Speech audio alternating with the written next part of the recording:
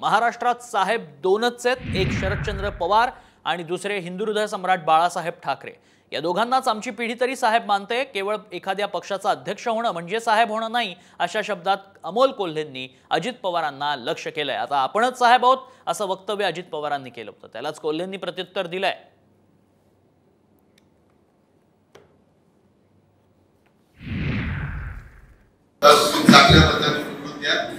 पुढची जबाबदारी तुमच्या मनाची आहे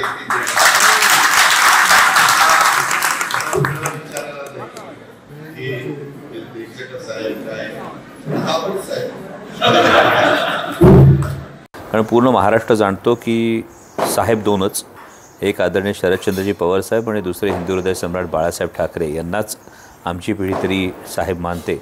आणि एवढी वर्ष आदरणीय पवार साहेबांच्या सहवासात घालवल्यानंतर दादांना याची नक्कीच जाणीव असेल की केवळ पक्षाचा अध्यक्ष म्हणजे साहेब होणं नाही।